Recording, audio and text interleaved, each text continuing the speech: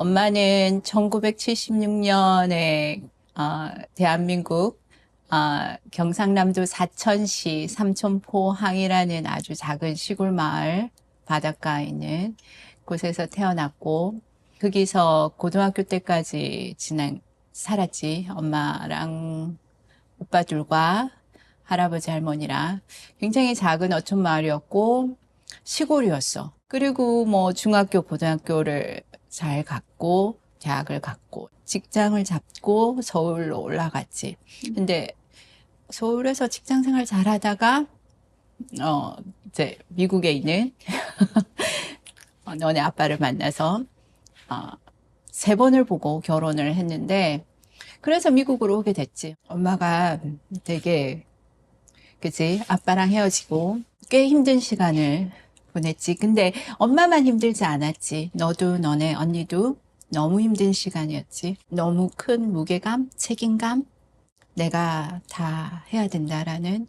근데 나만 생각할 수는 없잖아. 내가 나만 생각하면 엄마를 할 수가 없잖아. 엄마는 미국이란 나라를 잘 모르고 이분 지금은 엄마가 잡을 할 수 있을 만큼 영어를 하지만 그때는 영어도 잘 못하고 와 하나부터 열까지 엄마가 다 해결해야 되고 미국이란 나라는 되게 크잖아. 그리고 너무나 다양한 사람들이 살고 있고 근데 엄마는 한국이란 작은 나라에서 미국을 와서 너무 경험이 없는 거지. 여기가 얼마나 큰지 얼마나 다양한 문화가 있고 어떤 걸 내가 너네한테 줄 수 있는지를 알지 못하니까 찬스를 못 만들어 주잖아.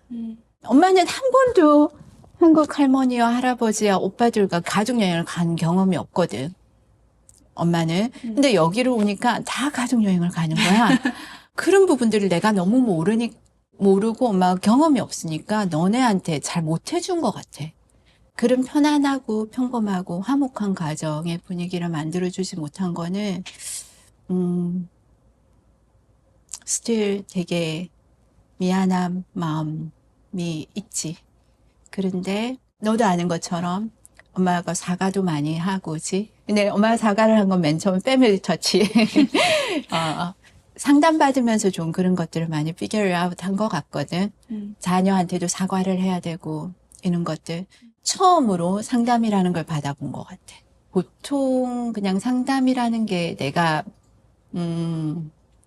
뭔가 문제가 있어야 받는다고 생각을 하는데 그때 엄마 문제투성이었으니까 처음에 패밀리 터치라는 단체에 그 상담을 받게 됐는데 그때 나라는 존재를 전혀 모르는 누군가한테 엄마 상황을 이야기하고 하는데 굉장히 위로가 되더라고.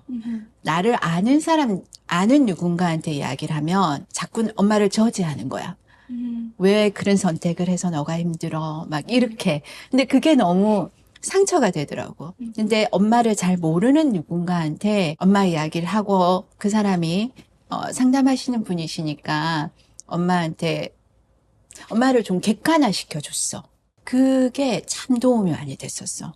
그래서 내가 처음에 그 상담을 하면서 많이 이모셔널리 많이 울기도 하고 왜 나만 내가 뭘 잘못해서 막 이랬던 것 같아. 그 왜 나만이라는 퀘스천을 더 이상 하지 않게 됐어. 왜냐면 내가 상대방이 보는 내가 이제 객관화하는 게 엄마가 받아들여지니까.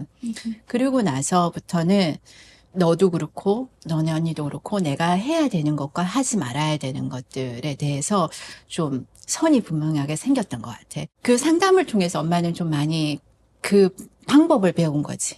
너네한테 그 제너레이션 브로큰 대물림을 하지 않는 거에 대해서도 상담을 통해서 그게 뭔지 그것들을 하면 왜 안 되는 건지 근데 왜 안 된다라는 거에 대해서 엄마가 엄마가 알게 되니까 안 하도록 너무너무 많이 노력을 한 거지. 나는 그렇게 자랐지만 너네한테 그걸 주기 싫었어. 나쁜 어떤 코리안 컬처 또는 좋은 거는 주고 싶은데 너네한테 남하고 비교하고 살아라는 거, 또 어떤 그런 거 있잖아, 그치? 그런 것들에 대해서는 하고 싶지 않았어. 어떤 때는 잘 되는데 어떤 때는 안 되지. 왜냐면 내가 살아온 방법이 있으니까. 근데 언젠간 너네가 잘 알아줄 거라 생각했어. 너도 한 사람이잖아. 유신이라는 이름을 가진, 로렌 유라는 이름을 가진 한 사람이고, 엄마도 박숙희라는 이름을 가진 한 사람이잖아. 우리가 며칠 전에 그런 이야기를 했잖아. 너는 엄마를 엄마라는 이름으로도 보지만 박숙희라는 한 사람의, 여자 사람의 삶도 본다고. 그렇게 보면 그냥 다들 가여운 거지.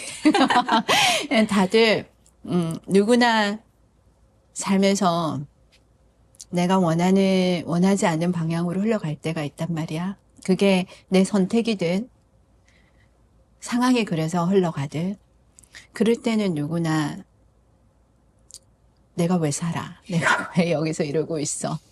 라고 생각을 하지. 근데 그걸 나만 느끼겠냐고. 그치? 너도 똑같은 환경에 놓여 있었으니까 너도 그런 걸 느꼈을 거고 너네 언니도 느꼈을 거고. I think the hardest part about it was that I saw I saw how stressed you were, and I saw how hard you were working. So it kind of felt like I couldn't tell you about it either, because I didn't want to add to your plate. Like, I already knew that there was so much on there. And like, I never fully understood, I don't think, like, the extent of everything that you experienced or went through, obviously. But I think that I realized to some extent that it was a lot. So I think the hardest part about it was that I also had a hard time with it, but I couldn't come to you because I didn't want to burden you with it. So I think the thing that helped the most was like finding what I loved. I knew that I wanted to become a teacher. I knew kind of where my future was going, and I knew all the things that I wanted to do. So I think it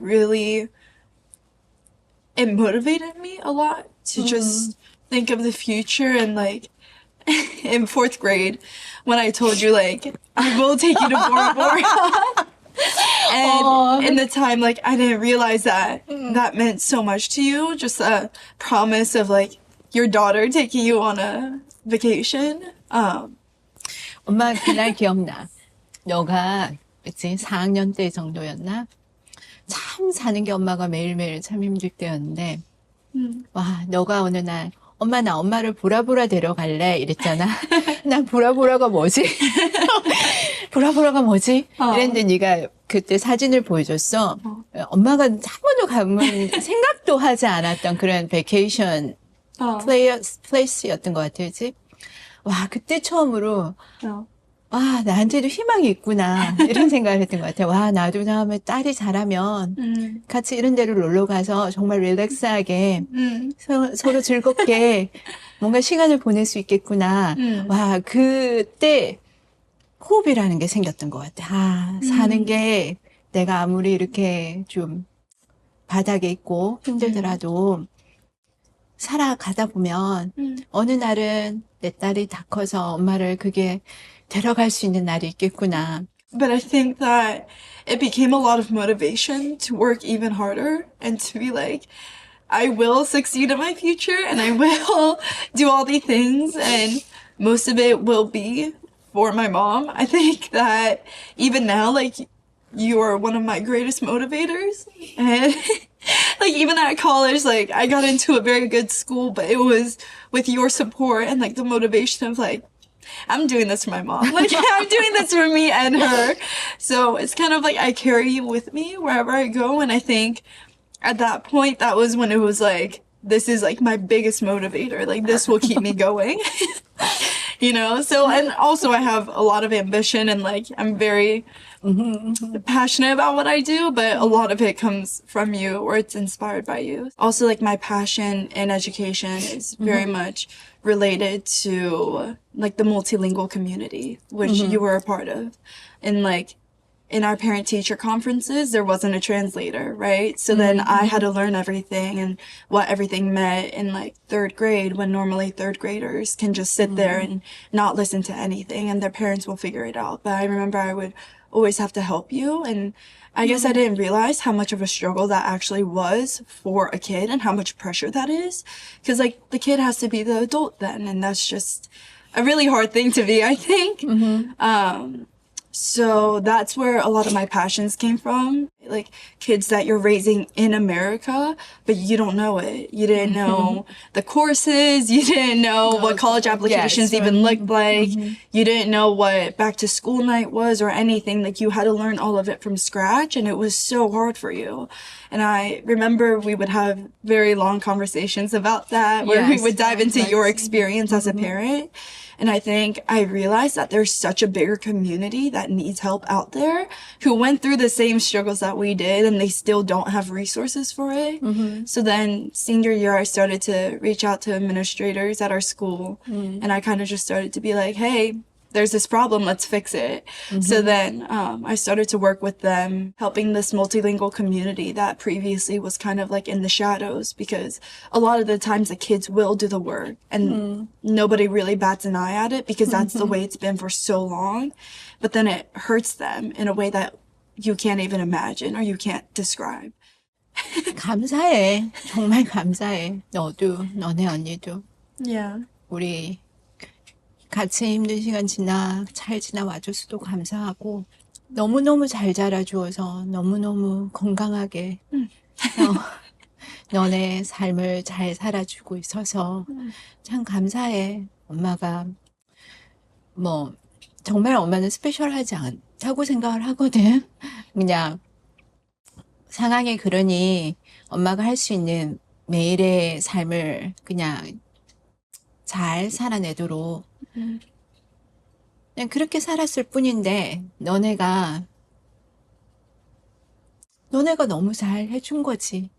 너의 삶에, 엄마도 엄마의 삶에, 너의 언니의 삶에, 그냥 많은 살아가는 힘든 시간 또는 행복한 시간을 살아가는 삶에 그냥 우리가 서로 응원해주고 힘들 때 안아주고 같이 It's gonna be okay 라고 하면서 그냥 엄마가 살아온 힘든 시간, 행복했던 시간, 그 시간을 살아왔던 거에 대한 지금 현재까지 말할 수 있는 이야기 같아. 그게 오늘도 열심히 하루를 주어진 시간들을 살아보자꾸나.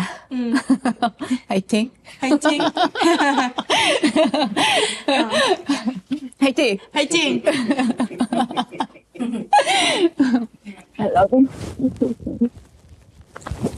저의 이름은 박수키입니다. 이것은 저의 Korean American Story입니다.